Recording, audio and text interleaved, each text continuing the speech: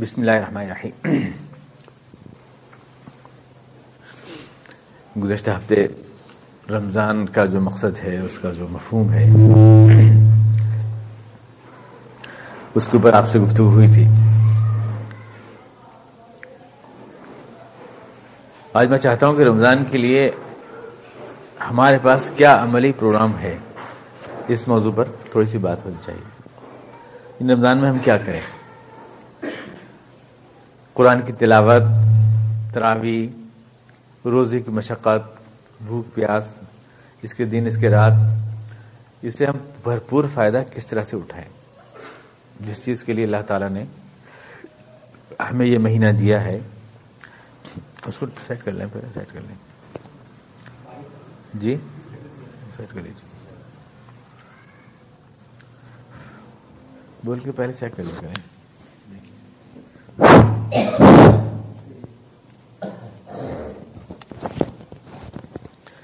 تو یہ یعنی پورا مہینہ اللہ نے دیا ہے، ان کو کن مصروفیات میں ہم گزاریں، اس کا ایک عملی پروگرام ہمارے سامنے وہ پوائنٹس آ جائیں جن میں ساری حدیثیں اور ساری اس سلسلے میں ہدایات سمٹ آتی ہیں۔ یوں اگر ہم حدیث بیان کرتے ہیں تو بات کنکلوڈ ہو کے نہیں آتی، تو ان چیزوں کو کچھ پوائنٹس میں کیا ہے۔ عملی پروگرام کیا کریں، اس کے دن رات ہم کیسے گزاریں رمضان کی، تاکہ بھرپور فائدہ اٹھا سکیں۔ وہ جو مقصد ہے تقویٰ پیدا کرنا، وہ ہمارے اندر کس طرح پیدا ہو، اللہ کا ڈر۔ اس کے لیے پہلی چیز تو ہے نیت۔ نیت لوگ سمجھتے ہیں وہ جو پوسٹر میں چھپی ہوتی ہے اس کو نیت سمجھتے ہیں، بِصَوْمِ غَدٍ نَوَيْتُ مِنْ شَهْرِ رمضان، اور یہ سب جو ہوتا ہے نا، یہ نیت ہے، یہ ہے نیت۔ حالانکہ نیت جو ہے وہ ایک چیز کو محسوس کرنے کا نام ہے۔ روزہ مجھے رکھنا ہے اللہ کے لیے تاکہ میرے اندر تقویٰ پیدا ہو، یہ احساس میرے اندر پیدا ہو، اس کا نام نیت ہے۔ زبان سے کچھ الفاظ دہرا دینے کا نام نیت نہیں ہے، بلکہ وہ تو دہرانے بھی نہیں چاہیے۔ مسلمانوں میں جو بہت سی غلطیاں ہیں جن کو خواص کی بھی تائید حاصل ہے، اس میں ایک یہ بھی ہے کہ لوگ نیت کو الفاظ میں دیکھتے ہیں۔ ہر پوسٹر پہ، ہر مدرسے کے پوسٹر پہ آپ کو لکھے گا کہ روزے کی نیت بِصَوْمِ غَدٍ نَوَيْتُ مِنْ شَهْرِ رمضان، یہ ہے۔ نماز کی کسی بھی کتاب میں آپ کو نیت یہ ہے کہ صاحب نیت کرتا ہوں میں اس امام کے، اور منہ میرا کعبہ شریف کی طرف، دائیں میرے یہ، بائیں میرے یہ سب جو ہوتا ہے، یہ اس کو لوگ نیت سمجھتے ہیں، جس کی کوئی بیس نہیں ہے دین میں ان چیزوں کی۔ نیت کیا چیز ہے جس کے بغیر اعمال قبول نہیں ہوتے؟ انما الاعمال بالنیات، جس کے بغیر عمل کی کوئی حیثیت نہیں ہوتی کسی بھی عمل کی۔ وہ نیت کیا چیز ہے؟ نیت نام ہے اس چیز کو محسوس کرنے کا۔ یہی ہوتا ہے تو پھر دل میں اس کو کرنے کے لیے ایک ارادہ، ایک شعور، کسی چیز کا شعور، یہ ہے نیت۔ میں کیا کرنے جا رہا ہوں، یہ شعور ہونا چاہیے مجھے۔ اور جب شعور پیدا ہوتا ہے تو پھر ارادہ پیدا ہوتا ہے کام کرنے کا۔ کام کرنے کے لیے عزم پیدا ہوتا ہے، جدوجہد کوشش کرتا ہے آدمی اس کے لیے، جب شعور پیدا ہوتا ہے۔ اس کے بغیر اگر آپ نے ایک مشینی انداز میں کوئی عمل آپ نے انجام دے لیا تو وہ عمل تو بظاہر پورا بڑا کمپلیٹ دکھائی دیتا ہے، لیکن وہ اللہ کے ہاں قبول نہیں ہوتا ہے۔ جیسے کسی بھی چیز کی جان ہوتی ہے، آدمی میں جان ہوتی ہے، ایک تو لاش ہے آدمی کی اور ایک چلتا پھرتا آدمی ہے۔ تو لاش میں بھی کان بھی ہے، ناک بھی ہے، سب چیز ہے اس میں، لیکن ظاہر ہے کہ اس میں حرکت نہیں ہے، تحریک نہیں ہے، اس میں مومنٹ نہیں ہے۔ یہ صرف اس لیے کہ اس میں جان نہیں ہے۔ اسی طرح سے عمل کی جان کا نام ہے نیت، کسی بھی عمل کی جان کا نام۔ یہ عمل کس لیے ہے، اسے میرا مقصد کیا ہے، میں کیوں کر رہا ہوں، دل میں اس چیز کو مستحضر کرنا ہے، اور مستحضر کرنے کے بعد اس کے لیے دل میں ارادہ پیدا کرنا ہے، پھر اس سے جدوجہد اس کے لیے کرنا ہے، اس کو کہتے ہیں نیت۔ تو رمضان کے مہینے میں پہلی چیز تو ہے نیت۔ اللہ نے یہ تقوی کے لیے دیے ہیں مجھے یہ دن تقوی پیدا کرنے کے لیے، پہلے میں اس چیز کا احساس کروں، اس کا شعور پیدا کروں، اور پھر میں اس کے لیے عزم پیدا کروں، ارادہ پیدا کروں، اور پھر میں اس کے لیے جدوجہد کروں۔ یہاں سے بیس ہوتی ہے۔ انما الاعمال بالنیات کا مطلب یہ ہے کہ اس کے بغیر پھر اللہ کو کوئی عمل قبول بھی نہیں ہے، نماز نہ روزہ، کوئی عمل بھی نیت کے بغیر اللہ کو قبول نہیں ہے۔ وضو بھی نہیں ہوتا نیت کے بغیر، کا مطلب یہ ہے پانی میں گر گیا یوں ہی، یا یوں کہ پیسے نکل گئے اور کہہ دیا کہ صاحب میں نے زکوٰۃ دے دی، شعور تھا نہیں اس عمل کا، وہ اللہ کے ہاں قبول نہیں ہوگی، وہ چیز اللہ کے ہاں قبول نہیں ہوگی۔ تو چیز ایک یہ جو نیت کا مطلب ہے وہ یہ ہے کہ ہم ایک چیز کی، یعنی اگر نیت ہوتی ہے تو اس کی طلب پیدا ہوتی ہے، طلب نہ ہو تو اس کے لیے، اگر طلب ہے ہمارے اندر تو اس کے لیے جوش عمل پیدا ہوتا ہے، عزم پیدا ہوتا ہے کام کرنے کا اس کے لیے۔ اصل چیز یہ ہے کہ ہم پہلے یہ سمجھیں کہ یہ روزہ کیوں تھا اور ہمیں کیا کرنا ہے اس مہینے میں، اور کس طرح سے اس مقصد کو ہمیں حاصل کرنا ہے۔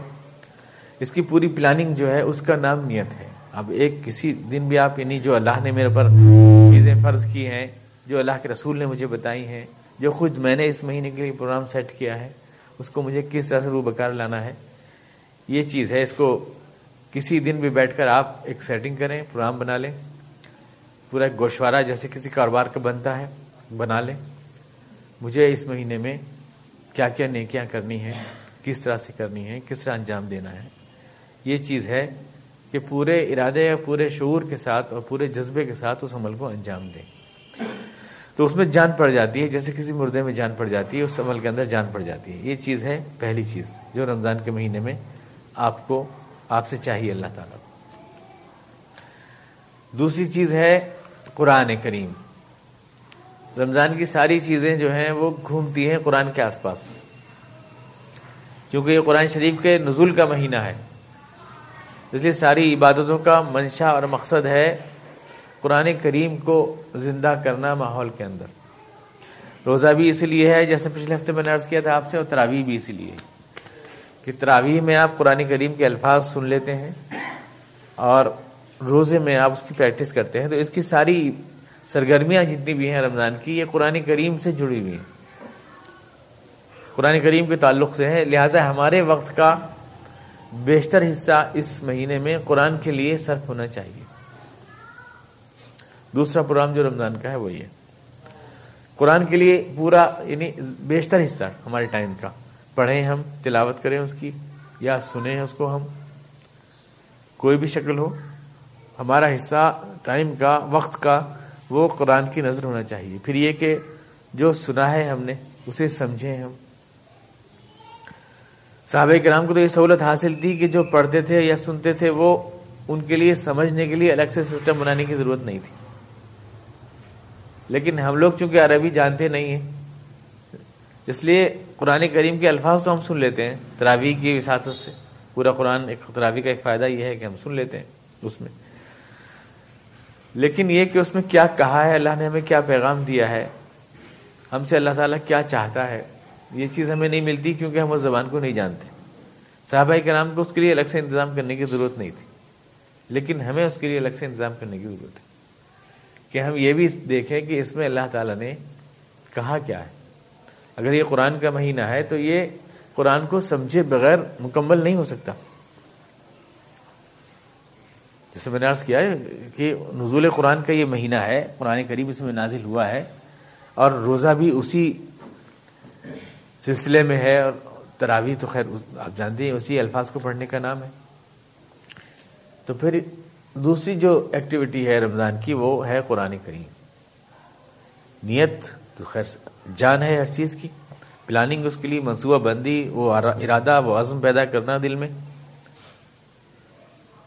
الفاظ کا نام میں آپ سے عرض کر چکا ہوں وہ نہیں ہے، الفاظ کو کبھی نہ سمجھیے کہ آپ نیت ہے، الفاظ نیت ہے، الفاظ نیت نہیں ہوتے، اور ان کا تو ایک مذاق سا بھی لگتا ہے حقیقت میں۔ جو نماز میں نیت باندھتے ہیں تو اللہ تعالیٰ کو بالکل ایسے سمجھاتے ہیں کہ منہ میرا کعبہ شریف کی طرف، پیچھے اس امام کے، اور دائیں یہ اور بائیں یہ، اور رکعت اتنی، اور جیسے کچھ پتہ ہی نہیں ہے اللہ تعالیٰ کو، سب میں بتا رہا ہوں۔ وہ الفاظ میں عام طور سے اس کا رواج ہے، ہر نماز کی دعا میں آپ کو مل جائیں گے، جس کی کوئی بیس نہیں ہے حدیث میں، اب وہ روزے کی نیت چھپی ہوتی ہے ہر پوسٹر میں، ہر مدرسے کے پوسٹر میں ہوتی ہے. اب پڑھے لکھے لوگ بھی ہوتے ہیں وہ اس کو چھاپتے ہیں. وَبِصَوْمِ غَدٍ نَوَيْتُ مِنْ شَهْرِ رَمَضَانَ. پہلی بات تو یہ ہے کہ ہمارے امام شمس اللہ صاحب بیٹھے ہیں، یہ عالم ہیں، ذرا یہ بتائیں کہ یہ واو کون سی ہے؟ یہ واو عاطفہ ہے کہ تفسیری ہے؟ کون سی ہے یہ بڑے ہمارے ایک دوسرے مولانا صاحب بیٹھے ہیں، یہ سارے پنجم کے طالب علم ہیں عربی کے، ذرا یہ بتائیے یہ واو کون سی ہے جو پوسٹروں میں چھپی ہوئی ہوتی ہے؟ وَبِصَوْمِ غَدٍ نَوَيْتُ. علماء دین کی نظر سے پوسٹر گزرتے ہیں. اور اگلا لفظ ہے اس میں غد. غد کہتے ہیں کل کو. اسلام کی تاریخ مغرب سے مغرب تک چلتی ہے. 12 بجے تو انگریزی کی تاریخ بدلتی ہے. تو میں جب آپ دیکھا کہ آپ دیکھیں رمضان کا چاند دیکھتے ہیں، آپ تراویح پڑھتے ہیں، اسی دن رمضان شروع ہو گیا، اور رمضان کا چاند دیکھ کے آپ اعتکاف ختم کر دیتے ہیں. فجر کے وقت تو نہیں کرتے، یہ ڈیٹ بدل گئی. تو مغرب سے مغرب تک تو آج ہے، کل کب ہے؟ یہ سحری کے وقت کل کہاں سے آ گیا کہ میں کل کے روزے کی نیت کرتا ہوں؟ کہ کل کہاں سے آیا ہے؟ لیکن وہ ہر پوسٹر میں آپ کو ملے گا وہ بھی صوم غد نویت. اور کچھ ہم لوگوں نے اپنی طرف سے بھی کر رکھی چیزیں، اللہم انی لک صمت و بک آمنت و علیک توکلت، اور بہت کچھ اس میں جوڑ رکھا ہے. حدیث میں یہ الفاظ بھی نہیں ملتے ہیں. و بک آمنت و علیک توکلت یہ باہر مدرسے کے پوسٹر میں ہوتے ہیں. بہرحال میں اس بحث میں نہیں جانا چاہتا ہوں. ابھی میں تو رمضان کا پروگرام چیک آؤٹ کر رہا ہوں، رمضان کا جو پروگرام ہونا چاہیے. میں کہہ چکا ہوں نا، الفاظ کا نام نیت نہیں، نیت ہے اس عزم کا نام، اس ارادے کا نام کہ مجھے اس روزے سے وہ فائدے حاصل کرنا ہے جو میری شخصیت کی تطہیر میں اور تزکیے میں کام آئیں گے. میں اس منصوبہ بندی کے ساتھ، اور یہ اس کی مکمل شکل اس وقت ہوگی جب آپ پورے رمضان کے لیے ایک پلاننگ کریں گے. مجھے اس مہینے میں یہ نیکیاں کرنی ہیں، کم از کم اتنے قرآن کا مطالعہ کرنا ہے، کم از کم اتنے لوگوں کے کام آنا ہے، کم از کم یعنی یہ کتنی تلاوت کرنی ہے. یہ سب آپ پلاننگ کریں گے، یہ نیت کی بہترین شکل ہوگی اگر آپ اس کی ایک پلاننگ، ایک پروجیکٹ بنا لیتے ہیں رمضان کے لیے. اور دوسری چیز قرآن کریم، یعنی جس مہینے میں یہ نازل ہوا، اس مہینے کی عظمت اور برکت قرآن کریم کی وجہ سے ہے، نہ کہ روزے کی وجہ سے. روزہ تو صرف اس لیے ہے کہ قرآن کریم کے اہل بنائے ہمیں. قرآن کریم کے اندر جو باتیں کہی گئی ہیں، جو پروگرام اللہ نے دیا ہے، اس کے قابل بن جائیں ہم. لیکن یہ کہ اس میں کیا پیغام اللہ نے دیا ہے، اس کے لیے ہمیں الگ سے انتظام کرنا ہوگا. صحابہ کرام کو اس کی ضرورت نہیں تھی. اس کے لیے آپ کو درس قرآن کا انتظام کرنا ہوگا، سمجھنا ہوگا قرآن کریم اللہ تعالیٰ ہم سے فرما کیا رہا ہے. ورنہ اس مہینے کی افادیت ہی ختم ہو جائے گی بڑی حد تک. قرآن کی وجہ سے یہ مہینہ ہے اور قرآن کو ہم سمجھے ہی نہیں. الفاظ پڑھنا یہ قرآن کا حق ہے، یقیناً پڑھ نہیں سکتے تو سنیں، لیکن پہلا حق قرآن کا ہے سمجھنا، تدبر. جو سمجھا ہے ہم نے پھر وہ ہماری زندگی میں آئے، یہ اس کا چوتھا حق ہے. اور پھر جو ہماری زندگی میں آیا ہے وہ ساری دنیا میں آئے، یہ اس کا پانچواں حق ہے، جس کو غلبہ دین یا اقامت دین یا غلبہ اسلام کہتے ہیں. یہ قرآن کریم کا پانچواں حق ہے. میں نے جو پڑھا ہے اسے میں سمجھوں، میں نے جو سمجھا ہے اسے میں زندگی میں لاؤں، جو میں اپنی زندگی میں لایا ہوں اس کو تمام دنیا میں لاؤں. یہ پوری ایک سیریز ہے جو قرآن کریم کے حقوق کی بنتی ہے. تو اس میں قرآن کریم کے لیے ہمیں اس مہینے میں خصوصی اہتمام کرنا چاہیے. لوگ جو ہیں دعائیں اذکار طرح طرح کے پوچھتے ہیں رمضان کے مہینے میں کیا ہونے چاہیے، لیکن آپ سب بھی جانتے ہیں اس چیز کو کہ اللہ کے کلام سے بڑھ کر نہ تو کوئی ذکر ہو سکتا ہے اور نہ اس کو سمجھنے سے زیادہ کوئی عبادت ہو سکتی ہے کہ اللہ تعالیٰ ہم سے کیا کہنا چاہتا ہے، وہ ہم سے مخاطب ہے، اس کے پیغام کو سمجھنے سے زیادہ کوئی عبادت بھی نہیں ہو سکتی. تو قرآن کریم تعلق قرآن سے جو ہے وہ یہ ہے. اور پھر قرآن کریم کو جیسا کہ حدیث میں آیا صرف عقل سے ہی نہیں پڑھنا ہے، زبان سے نہیں پڑھنا ہے، عقل سے نہیں سمجھنا ہے خالی، بلکہ قرآن کریم کو دل سے اور آنسوؤں سے پڑھنا ہے. یہ ضروری ہے. قرآن کریم اس وقت تک آدمی کے دل کو نہیں چھوتا جب تک وہ اس کی آیتیں آپ کے آنسوؤں سے نہ بھیگیں. کوئی خالی کھری عقل سے جو ہے قرآن کریم کو اگر سمجھنے کی کوشش کرے گا، یا اس کو کتاب سائنس یا کتاب جغرافیہ بنا کے سمجھے گا تو وہ قرآن کریم سے ہدایت نہیں پا سکتا. گداز قلب قرآن کریم کو، جیسے میں نے پچھلے ہفتے آپ سے عرض کیا تھا کہ کوئی بھی بیج جو بویا جاتا ہے وہ نرم زمین میں بویا جاتا ہے. نرم زمین چاہیے اور سینچائی چاہیے. دل کی زمین نرم ہو اور آنکھوں کی آنسو اس کی سینچائی کریں تو قرآن کریم کا بیج جو ہے وہ درخت بنتا ہے. ورنہ قرآن کریم گزر جاتا ہے سپاٹ دلوں سے، جیسے پتھر پہ کوئی پھول نہیں کھلا کرتا کبھی. تو یہ ضروری ہے کہ قرآن کریم کو حضور اقدس نے ارشاد فرمایا، بخاری شریف کی حدیث ہے کہ قرآن کریم کو روتی ہوئی آنکھوں سے پڑھو. اگر تمہیں رونا نہیں آ رہا ہے تو رونے کی شکل بناؤ. انزل القرآن علی حزن، آپ نے ارشاد فرمایا قرآن کریم ایک غم اندوہ کے ساتھ نازل کیا گیا ہے. یعنی اس کے انداز قرات میں، اس کے انداز تلاوت میں، تمہارے لہجے میں ایک حزن ہونا چاہیے، ایک غم ہونا چاہیے. ابھی ایک مسلمان ہوئے ہیں، یورپ کے ایک صاحب ہیں، انہوں نے یہ بات کہی ہے کہ جب قرآن کریم میں سنتا ہوں، یا میں نے سنا، شاید اقوام متحدہ میں سنا تھا، انہوں نے کہا تو مجھے ایسا لگا جیسے اس کے پیچھے کوئی پکار ہے درد مند، جیسے اس کے پیچھے کوئی نقارہ ہے جو بج رہا ہے. یہ ان کا، یعنی مجھے چونکانے کے لیے، ہمیں چونکانے کے لیے آواز کے آہنگ میں جیسے کوئی نقارہ ہے جو بج رہا ہے. تو قرآن کریم کو پڑھنا صرف یہ نہیں ہے کہ آپ نے سٹر پٹر لفظ پورے کر لیے. یہ جو 5 دن کا قرآن اور 6 دن کا قرآن چلا ہے نا، یہ مسجدوں میں، کہ علماء کرام کو چونکہ اس مہینے میں اصول یابی کے لیے جانا ہوتا ہے یا دوسری مسئلے ہوتے ہیں، تو 5 دن کا قرآن اور 6 دن کا قرآن وہ سٹ پٹ، یہ قرآن کریم کی توہین ہے، انسلٹ ہے. قرآن کریم اس لیے نازل نہیں ہوا تھا کہ ایک پوری آپ فارمیلٹی پوری کر دیں، بس لفظ پورے کر دیں. لفظ تو پورے کرنا، یہ پتہ نہیں کہاں سے آ گیا ہے کہ لفظ پورے کرنا ہی ہے اس کی. بہت سے لوگ صرف اس لیے کہ کسی طرح سے پورا ہو جائے قرآن، پورا سن لیں، اس کے لیے پوچھتے ہیں کہ 3 دن میں کہاں ہو رہا ہے اور 4 دن میں کہاں ہو رہا ہے، تاکہ بعد میں فری ہو جائیں. کیونکہ وہ اس چیز کو ضروری سمجھ رہے ہیں کہ لفظ پورے سن لیں. حالانکہ پورے قرآن کا سننا تو میں نہیں سمجھتا کہ جو واجب لکھا ہوتا ہے یہ کہاں سے لکھا ہوتا ہے. علماء کرام تو اس محفل میں موجود ہیں، میری غلطی ہو تو صحیح کر دیں. پورا تو اترا بھی نہیں تھا حضور صلی اللہ علیہ وسلم کے آخر تک بھی قرآن کریم. یعنی آپ کا وصال ربیع الاول میں ہوا ہے، اور گویا کہ رمضان کے 2-3 مہینے بعد آتا ہے ربیع الاول. شوال ہے، ذی قعدہ ہے، ذی الحجہ، محرم، یعنی شعبان، رمضان، شوال، ذی قعدہ، ذی الحجہ، محرم، صفر، ربیع الاول، یہ 6واں مہینہ ہے. ان 6 مہینے میں کتنا قرآن کریم نازل ہوا ہے؟ حضور صلی اللہ علیہ وسلم کے اوپر یہ آیت الیوم اکملت لکم دینکم، یہ آیت نازل ہوئی ہے آپ کی وفات سے 2 ماہ پہلے نازل ہوئی. تو قرآن تو اس رمضان میں مکمل بھی نہیں ہے جو حضور کا آخری رمضان ہے. تو اس کا مکمل سننا واجب کہاں سے ہو گیا؟ یعنی سنت مؤکدہ یا واجب تو وہی چیز ہوگی نا جو حضور صلی اللہ علیہ وسلم کی زندگی میں ہو یا آپ نے کی ہو. تو یہ کیسے ہو جائے گا؟ یہ تو نازل بھی پورا ہوا نہیں تھا اس وقت تک. تو یہ چیز جو ہے، اس چیز نے یہ فارمیلٹی پوری کرنے کے لیے لفظوں کی، یہ مقصد نہیں ہے. یہ مقصد بالکل نہیں ہے. مقصد ہے قرآن کریم اپنی اسپرٹ، اپنی روح آپ تک پہنچانا چاہتا ہے، آپ کے دل کو گداز دینا چاہتا ہے، آپ کی آنکھوں کو آنسو دینا چاہتا ہے. آپ نے اس کو دہرا لیا، سٹ پٹ لفظ دہرا لیے، پورے کر لیے، گن لیے آپ نے. تو یہ دیکھیے کیا قرآن نے کہا قدا ہو گیا اس چیز سے.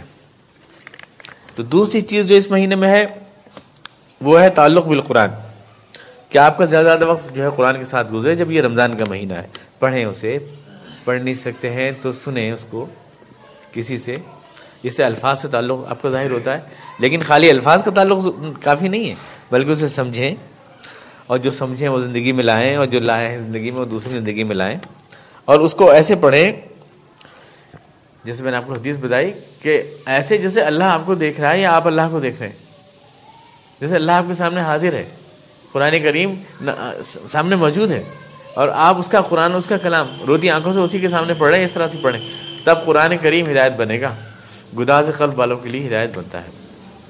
الم یعن للذین آمنوا ان تخشع قلوبهم لذکر اللہ.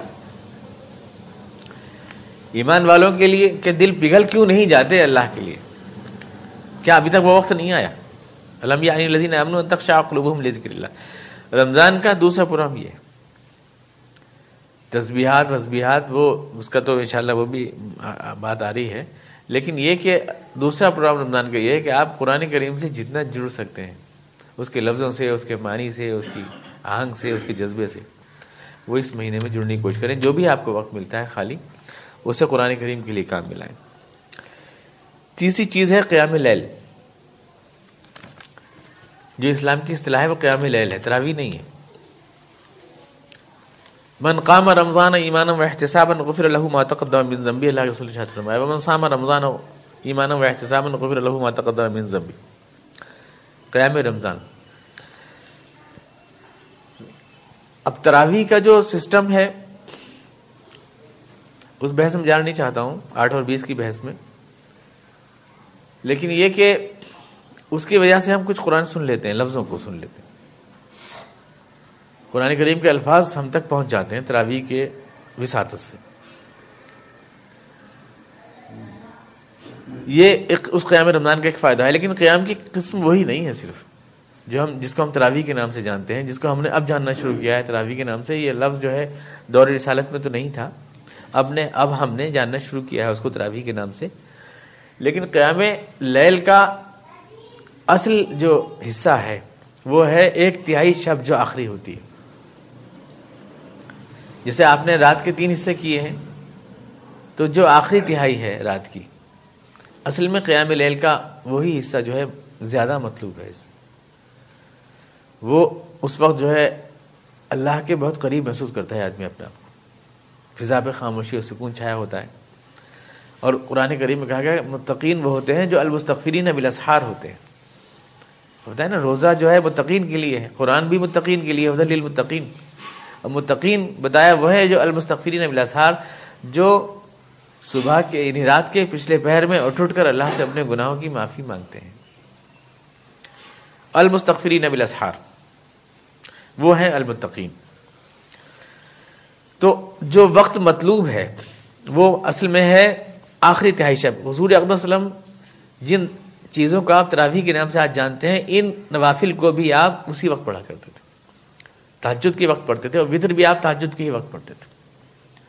یہ وتر جو آپ عشاء کے ساتھ پڑھ لیتے ہیں، اور جو رکعتیں آپ تراویح کے نام سے عشاء کے ساتھ پڑھ لیتے ہیں، یہ اصل میں وہ تہجد کے نوافل تھے جو حضور اقدس صلی اللہ علیہ وسلم اس وقت پڑھتے تھے آخری تہائی شب میں. تو وہ اصل وقت ہے قیام لیل کا، آخری تہائی شب جو ہے. اس وقت جو ہے آج فضا پر سکون ہوتا ہے، ہدوء طاری ہوتا ہے، اور اللہ تعالیٰ یعنی سجدہ ایسا لگتا ہے جیسے ہم اللہ کی بارگاہ میں سیدھے سجدہ کر رہے ہیں. اس ٹائم وہ جو لذت سحر گاہی ہے اس کا تجربہ کر کے دیکھیں. کم سے کم اس رمضان کے مہینے سحری کے لیے اٹھتے ہی ہیں، کھانے پینے کے لیے اٹھتے ہی ہیں، کھانے پینے کا بہانہ ہے. اس وقت ذرا 2 رکعت اللہ میں اگلی پڑھ کر دیکھیں. 5 منٹ پہلے اٹھ جائیں، اس کے لیے جو ٹائم آپ کو اٹھنے کا ہے 5 منٹ پہلے اٹھ جائیں، اور اس وقت جو ہے اللہ سے اپنے گناہوں کی معافی مانگیں. کچھ نہیں، اگر ہم 2 رکعت بھی نہیں پڑھ سکتے تو کم سے کم سجدے میں سر ہی رکھ دیں، اس کے لیے پیشانی رکھ دیں، اور پھر دیکھیں کہ یعنی اس آہ سحرگاہی میں جو اللہ نے لذت رکھی ہے بعد میں بھی آپ کو بے قرار کرے گی. وہ کہ آپ جو رمضان میں آپ نے حاصل کیا ہے وہ بعد میں بھی آپ حاصل کریں. تو یہ اصل یہ تیسری سرگرمی ہے جو رمضان میں ہونی چاہیے، قیام رمضان. سحری جو ہے، سحری میں تو اٹھنا ہی ہے. اللہ کے رسول نے ارشاد فرمایا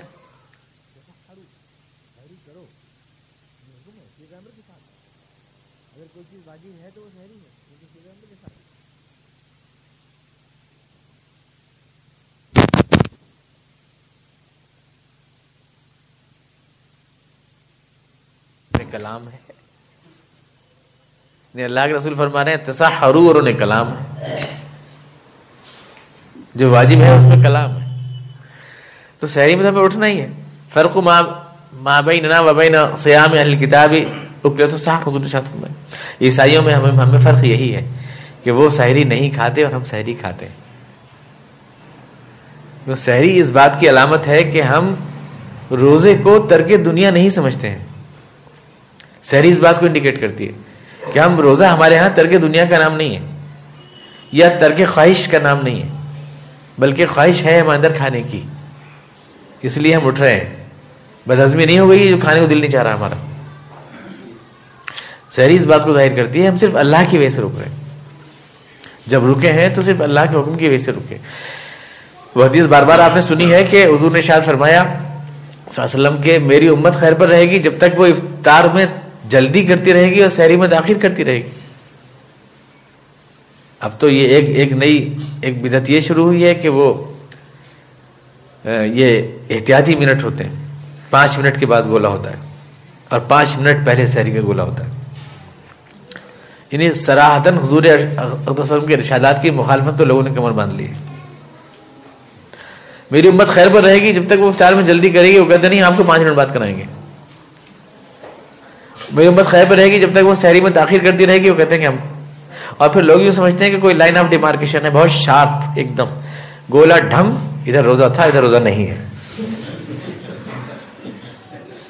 حالانکہ حضور نے ارشاد فرمایا کہ اذا سمع احدکم النداء والاناء فی یدہ فلا یضع. اگر کوئی آدمی اذان سنے، فجر کی اذان ہو رہی ہے، اس کے ہاتھ میں پیالہ ہے، وہ کھا رہا ہے ڈبل روٹی، تو کھاتا ہی رہے، رکھے نہیں اس کو. ہمارا ذہن مذہبی ایسا بن گیا ہے کہ آپ اس درس کے بعد فوراً پوچھتے پھریں گے کہ حدیث میں یہ کہاں آیا بھائی.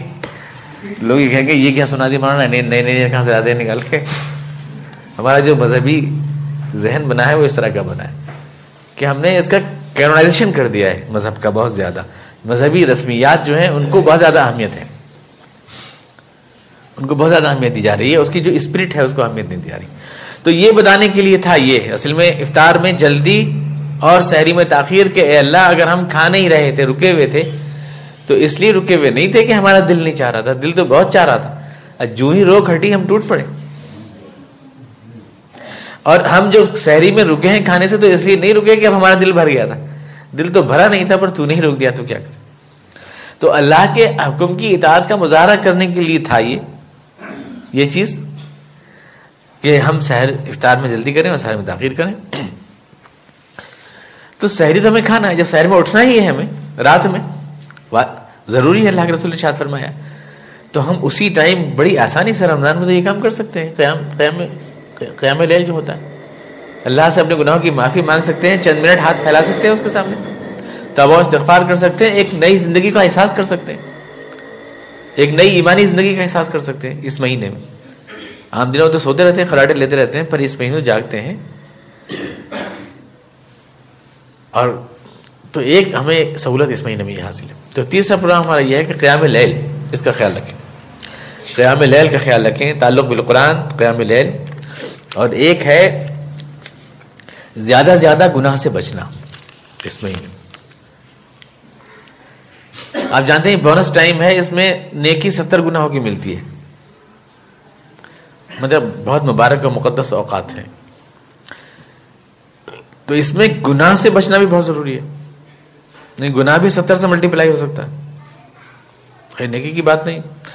اور گناہ سے اس لیے زیادہ گناہ ہو جائے گا کہ اور دنوں میں تو گناہ کے دوائی تھے، مقتضیات تھے، حالات تھے، اس مہینے میں تو نیکی کا ماحول ہے. تراویح ہے، افطار ہے، روزے ہیں، دن بھر اللہ کا بھوک پیاس برداشت کر رہے ہیں، رات کو قرآن کریم پڑھا جا رہا ہے، ہر طرف تلاوتوں کی آوازیں ہیں، پورا نیکی کا ماحول ہے. اس مہینے میں بھی گناہ کریں گے تو ظاہر ہے کہ گناہ اور بھی زیادہ گناہ ہو جائے گا. تو پوری زندگی بچنا چاہیے گناہوں سے، یہ نہیں کہہ رہا ہوں رمضان میں بچنا چاہیے، لیکن اس مہینے میں تو اور زیادہ ہمیں اس کا لحاظ رکھنا چاہیے کہ کوئی گناہ ہم سے سرزد نہ ہو جائے. اور لوگ جب گناہ کی بات آتی ہے تو اس کو صرف مذہبی عبادات کے دائرے میں سوچتے ہیں، مذہبی عبادات کے دائرے میں ہی سوچتے ہیں اس کو، کہ ہم سے کوئی نماز نہ چھوٹ جائے، تکبیر تحریمہ نہ چھوٹ جائے، وغیرہ وغیرہ، اس چیز میں اس میں سوچتے ہیں لوگ. حالانکہ اسے ہمیں انسانی اور معاشرتی تعلقات کے دائرے میں بھی سوچنا چاہیے. گناہ سے ہمیں خاص طور سے اس معاملے میں زیادہ بچنا چاہیے، جنہیں حقوق العباد کا اصطلاحی لفظ دیا جاتا ہے. جن چیزوں کو ہماری زبان سے کسی کو دکھ نہ پہنچے، ہم کسی کی غیبت نہ کریں، کسی کی برائی نہ کریں، ہم کسی کا مال نہ دبائیں، نہ حق نہ کھائیں، کسی پر تہمت نہ لگائیں یا کسی کی عزت سے نہ کھیلیں. اس لیے کہ کتنی بھی نیکی ہم سمیٹ لے لیں گے، حدیث شریف میں آیا کہ بڑا بدبخت ہوگا وہ آدمی جو نیکیوں کے انبار لیے ہوئے قیامت میں آئے گا، لیکن حال یہ ہے کہ شتم ھذا، یعنی اس کو بڑا گالی دی ہوگی، اس کو جھڑکا ہوگا، اس کو برابر اس کو غیبت کی ہوگی، اس کا مال کھایا ہوگا، وکل مال ھذا، لوگوں کے حق مارے ہوں گے، اور اللہ تعالیٰ اس کی ساری نیکیاں اٹھا کے اس کو دے دے گا، اس کے سارے گناہ اٹھا کے اس کو دے دے گا۔ صحابہ سے پوچھا حضور نے کون ہے سب سے بڑا مفلس؟ صحابہ نے فرمایا جس کے پاس پیسے ویسے نہیں ہے، مال لا درہم لہ لا دینار۔ فرمایا وہ نہیں، وہ جو نیکیوں کا ایک بڑا انبار لے کے گیا اللہ کے سامنے۔ لوگ سمجھتے ہیں گناہ سے بچنا ہے تو وہ ادھر ہی سوچتے رہتے ہیں، اصل تو ہے اس دائرے میں جو معاشرتی تعلقات ہمارے ہیں اس دائرے میں ہمیں گناہ سے بچنا ہے، یہ بہت ضروری چیز ہے۔ تو اس کا بہت خیال ہے، اس لیے حدیث شریف میں آیا کہ جب کوئی آدمی تمہیں گالی بکے یا برا بھلا کہے، تم سے آمادہ فساد ہو، تو تم اس سے کہہ دو کہ میں روزے دار ہوں، یعنی میں تمہیں جواب میں گالی نہیں دوں گا، میں اپنی نیکی برباد نہیں کروں گا، کہہ دو اس سے۔ کوئی فلا یفسق ولا یرفث، اس مہینے میں نہ فحش کہو، نہ کسی کو برا کہو، نہ غیبت کرو کسی کی۔ اب ہم سمجھتے ہیں کہ روزہ تو بس کھجور کھانے سے ٹوٹ جاتا ہے، یہ بیڑی کا کش مانا تو ٹوٹ گیا، اور ہم نے کسی کی غیبت کی، مردہ بھائی کا گوشت کھایا تو اس سے روزہ نہیں ٹوٹا؟ ٹوٹتا تو نہیں ہے، راہ ہی نہیں تو ٹوٹے کیا؟ مطلب وہاں تو ٹوٹتا ہے کیونکہ اس کا کچھ وجود تو باقی رہتا ہے، یہاں تو اس کا مقصد ہی فوت ہو گیا، یہاں تو جان ہی نکل گئی اس کی۔ بیڑی پینے سے تو خالی ہاتھ کٹا پیر کٹا روزے کا، اور غیبت کرنے سے تو اس کی جان ہی نکل گئی، اس کی وہ ختم ہی ہو گیا وہ، کیونکہ وہاں تو آپ نے کھجور کھائی تھی، یہاں تو آپ نے اپنے بھائی کا گوشت کھایا ہے۔ تو یہ چیز جو ہے ہم ان چیزوں کا خیال نہیں رکھتے کہ اس مہینے میں ہمیں منکر سے بچنا ہے، بہت حد سے حد برائی سے بچنا ہے، منکرات سے بچنا ہے۔ ایک اس چیز کا خیال کرنا ہے ہمیں اس مہینے میں کہ گناہ سے معاشرتی تعلقات کے دائرے میں بچنا ہے، اور حقیقت میں آپ سے عرض کروں گے روزے کے احکامات کا جو پس منظر ہے وہ ہے بھی معاشرتی تعلقات۔ قرآن کریم کے دوسرے پارے میں روزے کا حکم نازل ہوا ہے، یا ایھا الذین آمنوا کتب علیکم الصیام، تمہارے پر روزے فرض کیے جاتے ہیں، کما کتب علی الذین من قبلکم، اس سے پہلے اور اس کے بعد کے احکامات کو آپ دیکھیں تو یہ سب احکامات وہ ہیں جن کا تعلق انسانوں کے حقوق سے ہے۔ شروع میں کہا گیا کہ جو کوئی قتل کر دے کسی کو تو اسے قصاص لیا جائے، کتب علیکم القتال فی القتل۔ پھر کہا گیا جب مال چھوڑ کر جاؤ تو ان کو وصیت کر کے جاؤ، ان کے لیے جن کو مال نہیں مل رہا، ان طرح کا خیر الوصیۃ للوالدین والاقربین بالمعروف۔ پھر آیا روزے کا حکم، پھر آگے آیا لا تأکلوا اموالکم بینکم بالباطل، ایک دوسرے کا مال ناجائز طریقے سے نہ کھاؤ۔ تو پوری لڑی جس میں یہ روزہ پرا ہوا ہے وہ سارے احکامات معاشرتی ہیں۔ لوگوں کے لیے وصیت کرو، جن کے پاس پیسہ نہیں ان کے لیے وصیت کرو، کسی کو قتل نہ کرو، کسی کا مال ناحق نہ کھاؤ، یہ سارے انہی احکامات کے درمیان میں روزے کا حکم بھی ہے۔ تو گویا روزہ اصل میں آپ کو معاشرتی اعتبار سے ٹرینڈ کرنا چاہتا ہے، معاشرتی اعتبار سے کہ آپ کے زبان و قلم سے، آپ کے ہاتھ سے کسی کا دل نہ دکھے۔ المسلم من سلم المسلمون من لسانہ و یدہ، مسلمان صرف وہ ہے جس کے ہاتھ سے اور جس کے زبان سے کسی مسلمان کو دکھ نہ پہنچے۔ اور اگر روزے کا مقصد ہے اسلام کی ٹریننگ اور تقویٰ کی ٹریننگ تو ظاہر بات ہے کہ اس میں معاشرتی تعلقات سر فہرست ہوں گے۔ تو ایک یہ چیز ہے منکر، اور اسی کے ساتھ جوڑی ہے کہ معروف کی تلاش، زیادہ سے زیادہ نیکیوں کی تلاش ہمیں اس میں کرنا چاہیے، کون سی نیکیاں ہم کر سکتے ہیں۔ جب نیکی کی تلاش کی بات آتی ہے، فرض اور نفل کے دو لفظ ہم بولتے ہیں تو ہم سمجھتے ہیں کہ بس یہ نماز ذہن میں آتی ہے ہمارے، نماز فرض ہوتی ہے، نماز نفل ہوتی ہے، نماز سنت ہوتی ہے، 2 رکعت سنت، 2 رکعت نفل، 2 رکعت فرض، ذہن میں یہ آتا ہے کہ یہ ٹرم جو ہے یہ نماز کی ہے۔ حالانکہ فرض، نفل اور سنت زندگی کے ہر معاملے میں ہے، زندگی کے ہر معاملے میں جن کے حقوق ہمارے پر عائد ہوتے ہیں ان کے حق ادا کریں ہم، یہ فرض ہے۔ اپنی طرف سے آگے بڑھ کر مزید کچھ احسان کریں ان کے لیے، یہ نفل ہے، یہ نفل ہے۔ حضور صلی اللہ علیہ وسلم جو طریقے اختیار کیے بندگان خدا کی مدد کے لیے وہ سنت ہے، لیکن ہم فرض، نفل اور سنت کو خالی نماز کے دائرے میں ہی لیتے ہیں، ان الفاظ کو ہم خصوصی دائرے میں بولتے ہیں اس چیز کو۔ تو نیکیوں کی تلاش زیادہ اس مہینے میں ہمیں موقع، یعنی اگر کچھ ہمارے پاس نہیں ہے، حدیث شریف میں آیا کہ تبسم کا فی وجہ اخی کا صدقہ، اگر تمہاری کسی بات سے تمہارے مسلمان بھائی کے ہونٹ پہ مسکراہٹ آ جاتی ہے تو یہ بھی تمہارے لیے صدقہ ہے۔ آپ نے کسی کو ایذا نہیں پہنچائی اس مہینے میں، آپ نے یہ طے کر لیا میں کسی کو دکھ نہیں دوں گا، کسی کو کوئی تھوڑی سی مدد کر دوں گا، کیسے بھی مدد کر دوں گا، ایک جملے سے، ایک بات سے۔ حدیث شریف میں تو یہ آتا ہے کہ کسی نے روزہ بھی افطروا دیا کسی کا، ایک کھجور سے بھی، ایک گھونٹ سے بھی، دودھ کے ایک گھونٹ سے بھی، یا کوئی بھی مدد کر دی، تو یہ سب اللہ کے ہاں جو خزانہ رحمت میں کتنی بڑا خزانہ بن کے ہمارے لیے آئیں گے۔ تو اس میں نیکیوں کی تلاش زیادہ، اور خاص طور سے جیسے میں نے کہا ادھر توجہ نہیں دیتے لوگ، نیکی کا مطلب یہ سمجھتے ہیں کہ 10 بھی اور بڑھا دی انہوں نے، بس یہ سمجھتے ہیں کہ یہ نیکی ہے، لیکن نیکی کی آزمائش زندگی کے چوراہے پہ بھی ہوتی ہے، اس کا کسی کو خیال بھی نہیں آتا۔ فرض، نفل و سنت یہاں زندگی میں بھی ہوتے ہیں، یہ کسی کو خیال بھی نہیں آتا۔ تو اس دائرے میں جو ہے ہمیں جو ہے نیکی کی تلاش کرنا چاہیے، اور جو بھی اللہ تعالیٰ کو جو اصل میں پسند ہے وہ ہر دائرے میں نفل زیادہ پسند ہے اللہ تعالیٰ کو۔ فرض کا مطلب تو وہ ہوتا ہے جو امپوز ہے آپ کے اوپر، کرنا ہی ہے آپ کو، وہ تو نہیں پٹیں گے آپ نہیں کریں گے تو۔ نفل کا مطلب یہ ہے کہ آپ اپنے اللہ کو خوش کرنے کے لیے آگے بڑھ کر خود کچھ کرنا چاہتے ہیں۔ ظاہر بات ہے جب اللہ کے لیے آگے بڑھ کر آپ خود کچھ کرنا چاہتے ہیں تو اللہ کو یہ بہت پسند آتا ہے۔ آپ آگے بڑھ کر جو چیز آپ پر ڈیو بھی نہیں تھی وہ آپ کرنا چاہتے ہیں، تو خدا کو نفل بہت پسند ہے۔ اس لیے حدیث میں آیا کہ اگر آپ اللہ کی طرف ایک قدم بڑھاتے ہیں تو اللہ آپ کی طرف 10 قدم بڑھاتا ہے۔ آپ چل کر آتے ہیں اللہ کی طرف تو اللہ تعالیٰ آپ کی طرف دوڑ کر آتا ہے۔ مگر آپ کو اللہ کی پرواہی نہیں ہے، آپ تو پیٹ پھیر کھڑے ہیں، تو اللہ کو دوڑنے کی کیا ضرورت ہے آپ کی طرف؟ آپ کی طرف سے خواہش کا اظہار ہونا چاہیے۔ نفل میں ہوتا ہے خواہش کا اظہار، کہ واقعی اللہ کو خوش کرنے کی خواہش ہے آپ کے اندر۔ نوافل زندگی کے ہر میدان میں، نماز میں بھی اور نماز کے علاوہ زندگی کے تمام معاشرتی تعلقات میں بھی آگے بڑھ کر میں کسی کی کیا خدمت کر سکتا ہوں، محض اس لیے کہ میرا اللہ تعالیٰ مجھ سے خوش ہو جائے۔ کچھ نہیں کر سکتا ہوں تو میں کم از کم اس کے ہونٹوں پر مسکراہٹ تو بکھیر سکتا ہوں۔ یہ اگر ہم کر لیتے ہیں رمضان کے مہینے میں تو یہ اللہ تعالیٰ کو بڑی خوش کرنے والی چیز ہوگی۔ اور اس کے بعد جو ہے 2 چیزیں ہم کم سے کم میں نے عرض کیا طے کر لیں اس مہینے میں، کم از کم 2 چیزیں یہ نیکی کی تلاش کے سلسلے میں اور منکر سے بچنے کے سلسلے میں کم سے کم یہ پروگرام جب چیک آؤٹ کریں اپنا بنائیں پروجیکٹ مہینے کا، تو 2 چیزیں کم سے کم، ایک تو یہ کہ ہم اپنے ہاتھ پیر یا زبان سے کسی کو کوئی دکھ نہیں پہنچائیں گے، اور دوسری بات کم از کم مذہبی اگر دائرے میں دیکھ رہے ہیں تو کم از کم یہ طے کر لیں کہ ہم کوئی بھی نماز جماعت سے نہیں چھوڑیں گے۔ تو آپ کا یہ ایک پروگرام کمپلیٹ ہو جاتا ہے۔ مذہبی دائرے میں آپ یہ طے کر لیں کہ جماعت سے نماز نہیں چھوڑیں گے، ہم کوئی بھی ٹائم سے پڑھیں گے، کوئی بے ٹائم نہیں ہونے دیں گے، کوئی نماز بھی ہم قضا نہیں ہونے دیں گے۔ اس مہینے کے لیے اسٹرکٹلی یہ طے کر لیں۔ اور دوسرا یہ کہ ہم اپنی کسی بات سے، کسی جملے سے، کسی فعل سے کسی کو دکھ نہیں پہنچائیں گے۔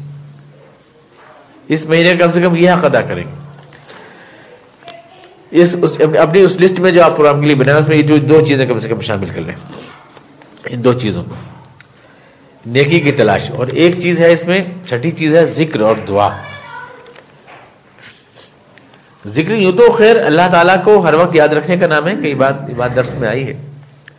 ذکر کا مطلب یاد رکھنا، اللہ کو یاد رکھنا ہے،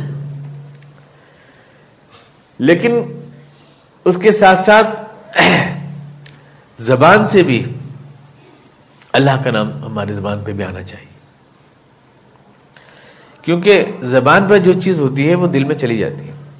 اذا تکرر تقرر، یہ عربی کا ایک مقولہ ہے، بار بار جس چیز کو آپ ریپیٹ کریں وہ دل میں بیٹھ جاتی ہے۔ اس لیے حضور اقدس نے ارشاد فرمایا ذکر کو، حالانکہ ذکر معنی یاد رکھنے کے ہیں، لیکن آپ نے فرمایا لا یزال لسانک رطبا من ذکر اللہ، کہ تمہاری زبان اللہ کے ذکر سے تر رہنی چاہیے، اللہ کے ذکر سے تر رہنی چاہیے تمہاری زبان۔ اس لیے کچھ اذکار ہیں جو اللہ کے رسول نے ہمیں سکھائے۔ قرآن کریم کی تلاوت کے علاوہ ہم دیگر اذکار اگر چاہتے ہیں اوراد، تو اس میں بھی یہ گنج و لرش اور تاج اور لکھی درود یہ سب نہیں، بلکہ جو ہمیں اللہ کے رسول نے سکھایا، ان الفاظ میں جو نور اور جو برکت ہوگی وہ کسی انسان کے بنائے ہوئے اس میں نہیں ہوگی لفظوں میں۔ احادیث میں تذکر حضور نے ہمیں سکھایا سبحان اللہ والحمد للہ ولا الہ الا اللہ اللہ اکبر، سبحان اللہ اس مہینے میں کثرت رکھیں، الحمدللہ۔ چلتے قرآن کریم تو بیٹھ کر پڑھیں گے آپ، لیکن چلتے پھرتے مشکل ہوگا آپ کے لیے اگر آپ حافظ نہیں ہیں قرآن کریم کا پڑھنا، تو یہ چھوٹے چھوٹے کلمات ہیں، سبحان اللہ، الحمدللہ، لا الہ الا اللہ، اللہ اکبر۔ بخاری میں ہے کلمتان خفیفتان علی اللسان ثقیلتان فی المیزان حبیبتان الی الرحمن سبحان اللہ وبحمدہ سبحان اللہ العظیم۔ دو کلمے تمہیں بتاتا ہوں، زبان پہ بڑے ہلکے ہیں اور اللہ کی میزان میں بڑے بھاری ہیں اور خدا کو بہت پیارے ہیں، سبحان اللہ وبحمدہ اور سبحان اللہ العظیم۔ حضور نے ہمیں سکھایا ان کلمات کو زبان پہ رکھیں، اٹھتے بیٹھتے خالی وقت میں چپ بیٹھے ہیں آپ، ان کلمات کو زبان سے ادا کرتے رہیں۔ فائدہ کیا ہے کا زبان سے ادا کرنے کا؟ فائدہ یہی ہے، زبان جس چیز کو ریپیٹ کرتی ہے دل اس چیز کو محسوس کرتا ہے، پھر دل پہ چھپ جاتی ہے وہ چیز۔ یہ تو ایک زبان اور دل کا ایسا ہے کہ جو چیز دل میں ہوگی وہ زبان میں بھی آتی ہے، اور جو زبان پہ ہوتی ہے وہ دل میں بھی جاتی ہے، دونوں میں ایسا اللہ نے جوڑ رکھا ہے۔ تو اس جوڑ کا لحاظ کرتے ہوئے زبان سے دل میں لے جائیں اس چیز کو، اللہ کے نام کو۔ شب قدر کے لیے اللہ کے رسول نے فرمایا کہ اگر تمہیں مل جائے تو اللہم انک عفو تحب العفو فاعف عنی، یہ آیت جناب عائشہ صدیقہ کو سکھائی آپ نے، یہ دعا کہ اللہ تو مہربان ہے اور مہربانی کو پسند کرتا ہے تو مجھے معاف کر دے۔ اگر شب قدر محسوس ہو جائے آپ کو کہ ہے تو اس میں یہ دعا سکھائی اللہ کے رسول، تو یہ ذکر ہے، دعا ہے، دعا اللہ سے مانگنا ہے۔ دعا اللہ کو بہت پسند ہے اس لیے کہ دعا آپ کی عاجزی کا اور اللہ کے اقدار کا اظہار ہے۔ آپ یہ مانتے ہیں کہ آپ کچھ نہیں ہیں، ذرہ بے مقدار ہیں آپ، جو کچھ ہے اللہ تعالیٰ ہے، اس کی طاقت ہے، اس کے آگے آپ جھکتے ہیں۔ اللہ کو الکبریاء ردائی، اللہ نے فرمایا بڑائی میری چادر ہے، جھکتے ہیں لوگ اس کے آگے، تو لوگ گویا کہ اپنی بندگی کا اظہار کرتے ہیں۔ دعا جو ہے بندگی کا بہترین اظہار ہے، اس لیے اللہ کے رسول نے فرمایا دعا مخ العبادت، دعا عبادت کا مینگ ہے، عبادت کی مینگ ہے دعا۔ نماز بھی حقیقت میں دعا ہی ہے، عربی میں صلاۃ دعا کو بھی کہتے ہیں۔ نماز حقیقت میں دعا ہی ہے کہ جو اللہ سے آپ نے ہدایت کی دعا مانگی ہے، اور پھر اس ہدایت کی دعا مانگنے کے نتیجے میں اللہ کی وہ ہدایت پڑھی ہے جو اس نے آپ کو دی ہے۔ تو یہ دعا کا مہینہ بھی ہے، اس مہینے میں اللہ سے زیادہ مانگیں، زیادہ چیزیں مانگیں، اللہ کا ذکر کریں، اللہ سے دعا مانگیں۔ دعا پہ الگ سے بھی ایک انشاءاللہ تفصیل سے درس ہوا تھا اور بھی ہو جائے گا۔ تو یہ ایک چیز یہ ہے، ذکر و دعا کا مہینہ ہے، اور پھر دعا کے لیے بھی اس کے لیے بھی پلاننگ کریں، جب ہر چیز کے لیے پلاننگ کرتے ہیں۔ دیکھیے یہ دوسرا عشرہ چل رہا ہے، یہ مغفرت کا عشرہ ہے، پہلا عشرہ رحمت کا ہے، حدیث شریف میں آیا پہلے عشرے میں اللہ مہربان ہوتا ہے بندوں پر، دوسرے عشرے میں مہربان ہو کر وہ ان کو بخشتا ہے، ان کے گناہ کم کرتا ہے، ان کے گناہ جو ہے معاف کرتا ہے۔ تیسرا عشرہ عتق من النار ہے، یعنی پورا اکاؤنٹ ہی کلیئر کر دیتا ہے اللہ تعالیٰ، گناہ کیا معاف کرنا، پوری گردن ہی چھڑا دیتا ہے، فائل ہی بند کر دیتا ہے۔ تیسرا عشرہ عتق من النار ہے۔ 10 دن رحمت کے ہوتے ہیں، اللہ تعالیٰ کی مہربانی کے، دیکھو بندے میرے لیے بھوکے پیاسے ہیں، راتوں کو قرآن سن رہے ہیں، جاگ رہے ہیں، اس کی مہربانی متوجہ ہوتی ہے۔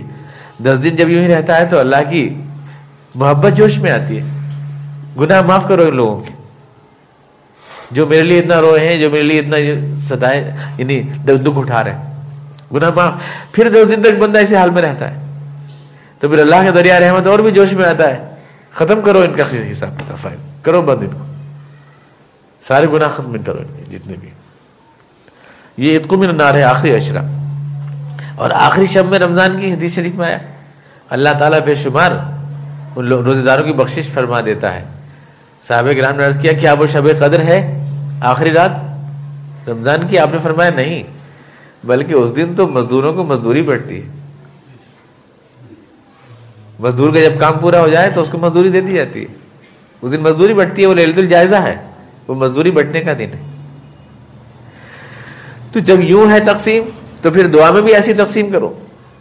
10 دن اللہ سے رحمت کی دعا مانگو کہ اللہ تیری مہربانی ہے. بس شروع کے عشرے میں, بیچ کا عشرہ یہ ہے اس میں مغفرت کے اللہ ہمارے گناہ معاف فرما دے, اور آخری عشرہ عتق من النار ہے کہ اللہ ہماری گردن چھڑا دے دوزخ سے. دعا کے لیے بھی ایک پورا یہ سسٹم ہمیں بنانا چاہیے. ذکر اور دعا اس کا مہینہ ہے. اور 7ویں چیز ہے انفاق فی سبیل اللہ. اس مہینے میں ہر چیز جب 70 گناہوں کی ملتی ہے تو کیوں نہ ہم یہ سرمایہ کاری کریں. کوئی بھی کاروبار انویسٹمنٹ آپ کرتے ہیں, اگر دگنا ہونے کی توقع ہو تو آپ بڑی جلدی انویسٹمنٹ کرتے ہیں.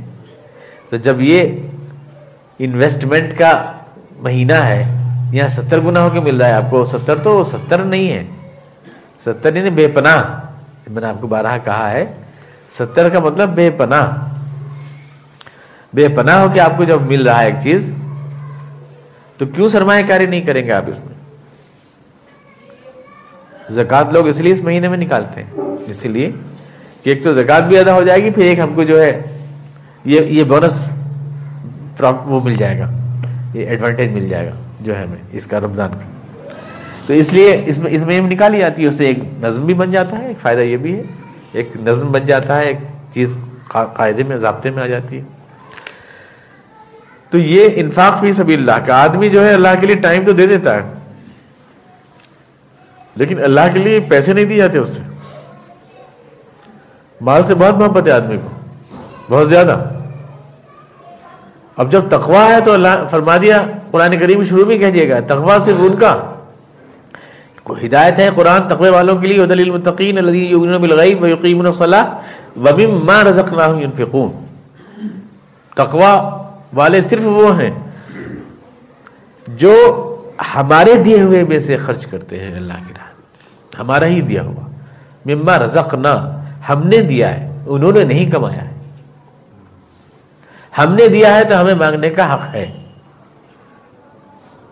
ہم مانگ بھی اپنے لیے نہیں رہے, انہیں کے لیے ہی مانگ رہے ہیں, لیکن ہم نے دیا ہے. جو لوگ یہ سمجھتے ہیں اللہ نے دیا ہے, انہیں اللہ کے لیے دینے میں کوئی اعتراض نہیں ہوگا. اور جو لوگ یوں سمجھتے ہیں ہم نے کمایا ہے, انما اوتیتہ علی علم عندی, یہ تو میں نے کر لیا, تو ظاہر ہے انہیں بڑھنا گوار لگے. لیکن جب یہ ذہن آیا تو تقویٰ کہاں, اور جب تقویٰ نہیں تو قرآن ہدایت کہاں, اور روزے کا جو فائدہ ہے لعلکم تتقون وہ کہاں. تو تقویٰ آئے گا انفاق سے, اور جب تقویٰ آئے گا انفاق سے تو روزہ ہو جائے گا لعلکم تتقون. اور جب روزہ تقویٰ پیدا کرے گا تو قرآن کتاب ہدایت بن جائے گا آپ کے لیے ہدی للمتقین. انفاق پر ڈیپینڈ ہے روزہ, روزے پر ڈیپینڈ ہے قرآن کی ہدایت. انفاق فی سبیل اللہ, اللہ کی راہ میں خرچ کرنا, زیادہ سے زیادہ اس میں جو بھی انفاق کر سکیں آپ. انفاق میں بہت سب چیزیں انفاق میں شامل ہیں. انفاق خالی کوئی نوٹ گننے کا نام نہیں ہے. ویسے تو ہمیں تو خرچ کرنا اللہ کے لیے اپنی جان بھی ہے, خرچ کرنا وقت بھی ہے, جذبات کو بھی خرچ کرنا ہے اللہ کے لیے. لیکن مال کا خرچ کرنا مختلف شکلوں میں ہو سکتا ہے. ہم کھانا کھلا رہے ہیں, ہم کپڑے پہنا رہے ہیں, ہم کسی کی تعلیم کا بندوبست کر رہے ہیں, ہم کسی بے سہارا کو سہارا دے رہے ہیں, بیواؤں کی خبرگیری کر رہے ہیں, یتیموں کے آنسو پوچھ رہے ہیں, جن کے پاس کپڑے نہیں ان کو کپڑے دے رہے ہیں, پلو ان کو, یہ سب انفاق ہے. مختلف شکلوں میں جو ظاہر ہوتا ہے, ہم نے تو اس کی کچھ پیٹرن شکلیں بنا دی ہیں, اس کو ہم انفاق کہتے ہیں.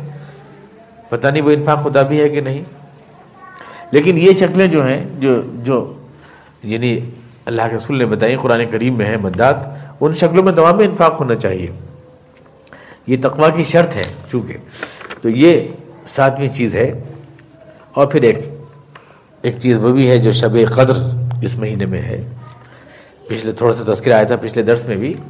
ایک رات جس کو اللہ نے بہت نوازا ہے, جس میں قرآن کریم کی نزول کی ابتدا کی گئی ایک روایت کے مطابق, یا جس میں قرآن آسمان دنیا پہ اتار دیا گیا پورا ایک روایت کے مطابق. شب قدر, اس کو اللہ نے وہ اہمیت دی ہے, اس رات کو وہ فضیلت دی ہے کہ اس رات میں اگر آپ کو مل جاتی ہے وہ رات, تو اس رات کی عبادتیں بھی اللہ کے ہاں بہت مقبول ہیں, اور اس رات میں جو دعائیں اللہ کے ہاں مانگی گئی ہیں وہ بھی بہت بہت مقبول ہیں. تحروا لیلۃ القدر، ڈھونڈو اس رات کو. لیکن قیمتی چیز ہے چونکہ اس لیے چھپا دیا اللہ تعالیٰ نے، ڈیٹ فکس نہیں کی اس کی، تاکہ ذرا ظاہر تو ہو کہ آپ کو کتنی فکر ہے اس کی. ڈیٹ اگر فکس ہوگی تو آپ تو فوراً گھڑی دیکھ کے آ جائیں گے. اس لیے شب قدر ہے وہ ذرا قدر سے دیکھو، ذرا اس کی قدر کرو.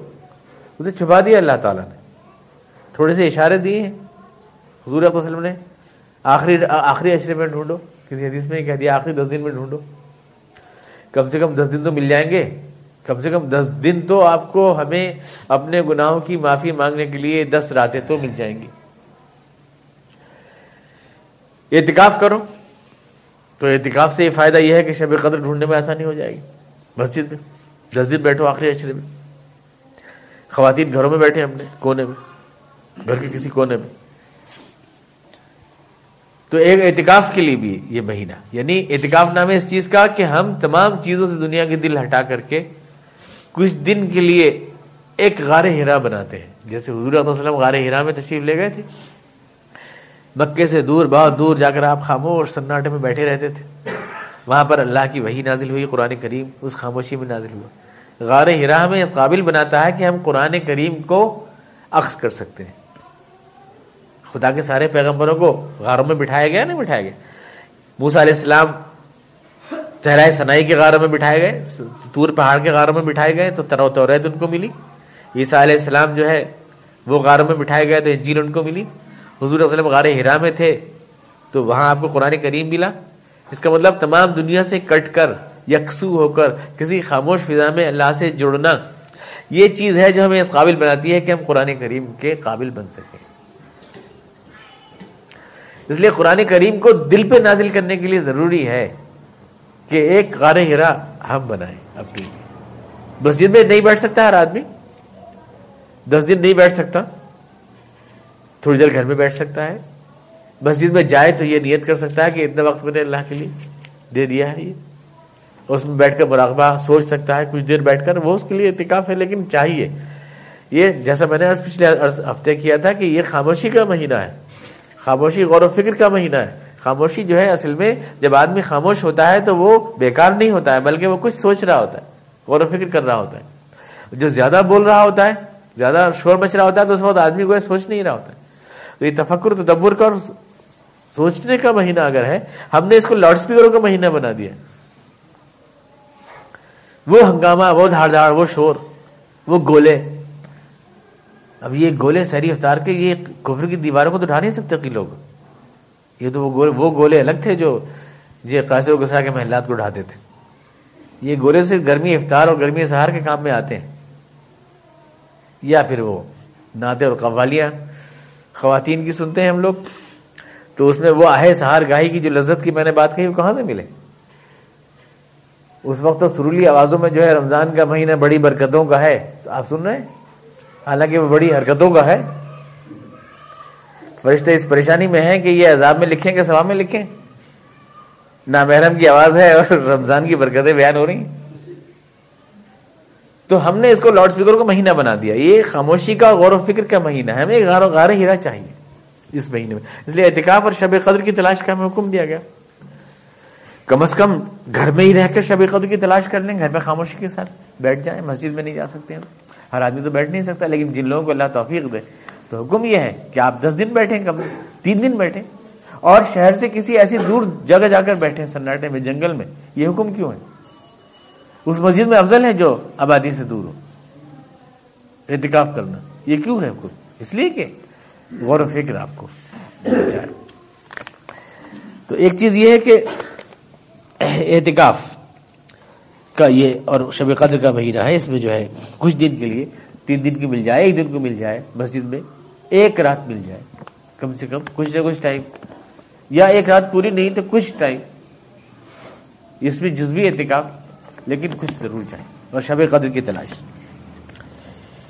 بواسات کی بات تو پچھلی بار بھی آئی تھی کہ بواسات کا مہینہ ہے، شہر البواسات، یہ غم خواری کا. ہم بھوکے پیاسے رہ کر دوسروں کا غم پہچانتے ہیں، دوسروں کی بھوک پیاس کو محسوس کرتے ہیں.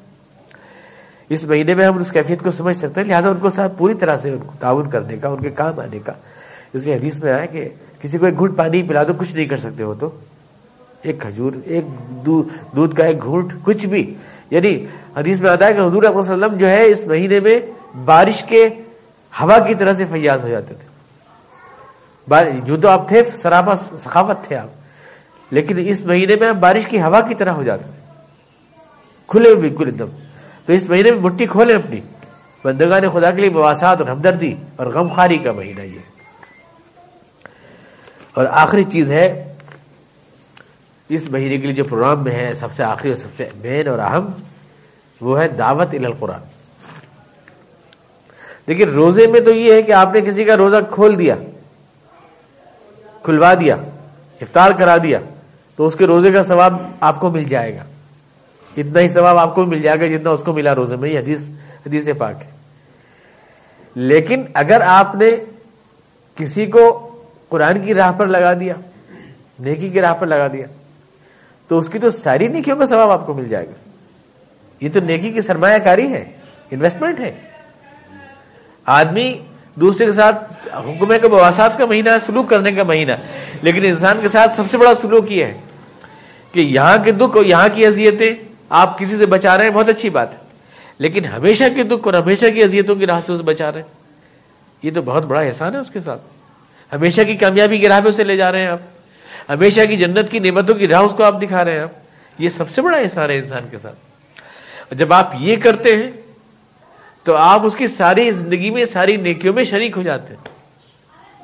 اسے اندازہ لگائیں کہ یہ کتنا بڑا کام. تو وہ مہینہ جو رمضان کا مہینہ ہے، نزول قرآن کا مہینہ ہے، جس میں قرآن نازل ہوا، پھر لوگوں کے دل بھی اللہ کی طرف جھکے ہوئے ہوتے ہیں اس مہینے میں. یہ سب سے موضوع ہے قرآن کی طرف بلانے کے لیے. کوئی بھی وقت قرآن کا پیغام پہنچانے کے لیے آپ تھوڑا سا نکالیں اس میں ضرور، کسی بھی بہانے.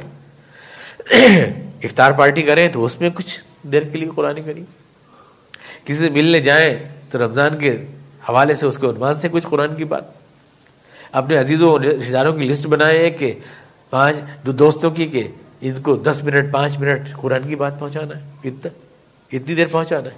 کوئی بھی پروگرام اس کے لیے آپ سیٹ کریں کہ کسی کو نیکی کی راہ پر، قرآن کی راہ پر لے جانے کے لیے آپ کیا کر سکتے ہیں اس مہینے.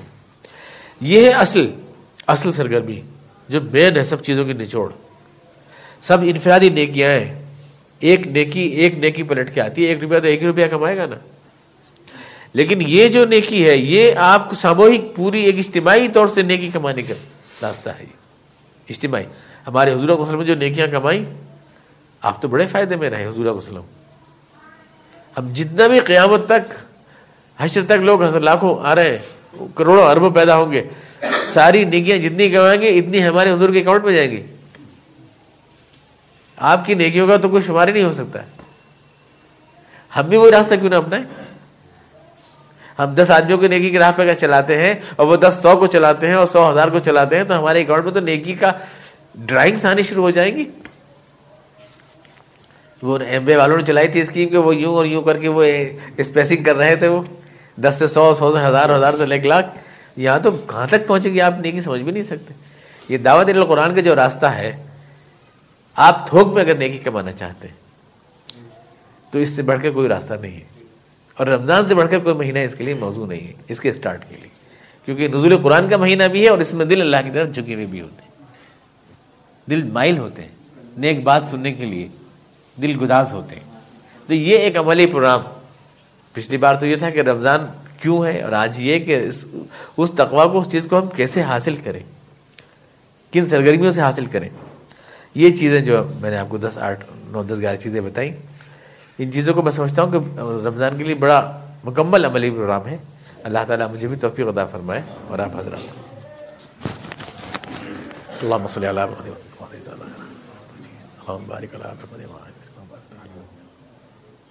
ربنا سبحان ربک رب العزة عما یصفون وسلام علی المرسلین ربنا تقبل منا انک انت السمیع